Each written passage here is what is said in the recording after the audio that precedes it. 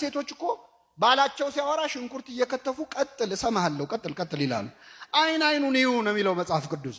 አይ ኮንታክት ያስፈልጋል። ልጄ ሆይ ስሚ ምን በይ እይ፣ ጆሮሽንም አዘንቢ፣ ወገንሽንና የአባትሽን ቤት እርሺ። ርሲ ዝበኪ ወቤት አቡኪ እስመ ፈተወ ንጉሥ ነኪ፣ ንጉሥ ባልሽ ውበትሽን ወዷልና። ነቢየ እግዚአብሔር ዳዊት ባልን ንጉሥ አደረገው። አሁን ወንድማችን እዚህ ነግሶ ነው የምታዩት። እዚህ ያላችሁ ባሎች በሙሉ ነገስታት ናችሁ። ሴቶች ከፋቸው እርግጠኛ ነኝ። ባሎች ምንድን ናቸው? ባል ንጉሥ ነው። ሚስትስ ንግስት አይደለችም። በጣም ይቅርታ አይደለችም። ልባም ሴት ለባሏ ዘውድ ናት ነው የሚለው። የምን ንግስት ነው? ዘውድ ነች እንጂ። እሷን ደፍቶ ነው የነገሰው። በጣም ይገርማል መጽሐፍ ቅዱስ። ባልን ንጉሥ ሲለው ሚስትን ዘውድ ይላታል።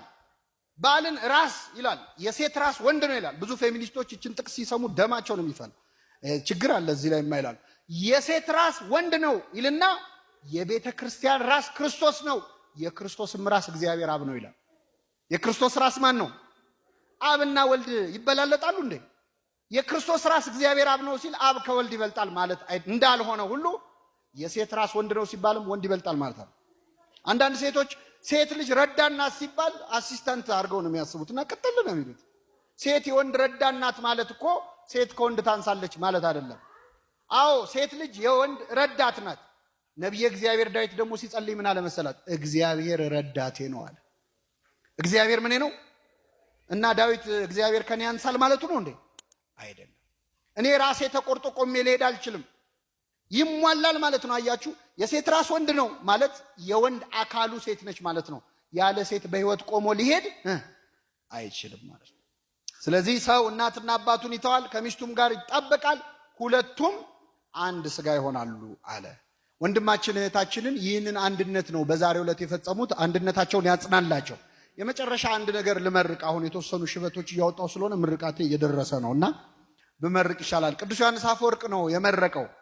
ባልና ሚስቱን እግዚአብሔር እንደ አይንና እንደ እጅ ያድርጋቸው።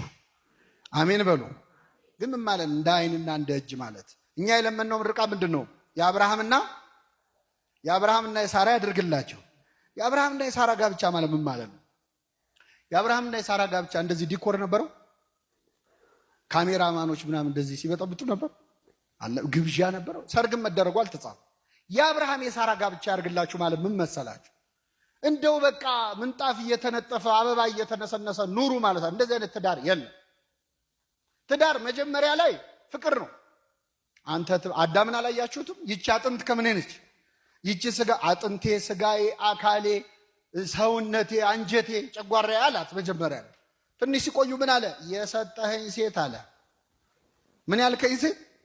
ይኸውልህ አሁን ይሄ ሃኒሙን ስቴጁ አለቀ ማለት ነው። ሃኒሙኑ ሲያልቅ የሰጠኸኝ ሴት ከዛፉ ሰጠችኝና በላዋል። አረ ሚስት ነች አካሌ ስትላል ነበር እንዴ ቅድም? አጥንቴና ስትል የሰጠኸኝ ሴት አለ። ስለዚህ አሁን ጋብቻ ሄዶ የሰጠኸኝ ሴት ስቴጅ ላይ ይደርሳል። ያኔ መሀል ላይ ማን መኖር አለበት? እግዚአብሔር መኖር አለበት። የአብርሃምና የሳራ ጋብቻ እንዴት መሰላችሁ? አብርሃም ያጣ የነጣ ድሃ ነበር።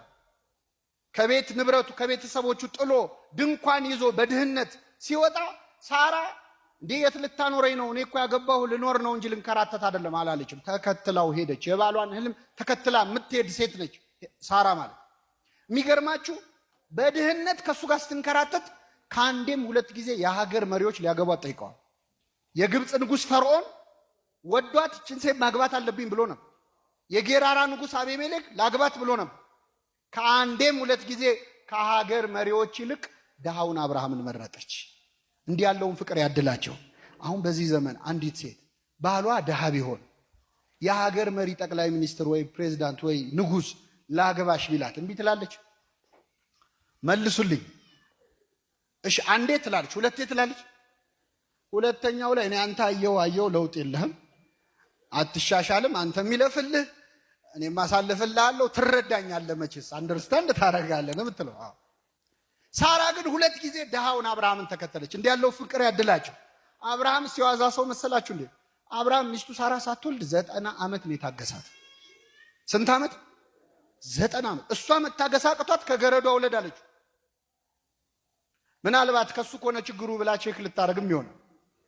ከገረዷ ወለደ። አስወጣልኝ አለች፣ አስወጣላት።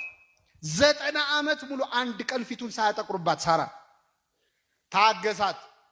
የታገሰ ከሚስቱ ይወልዳል ይባላል። የታገሰ ከማን ይወልዳል? በ90 ዓመቷ ልጅ ያገኘች።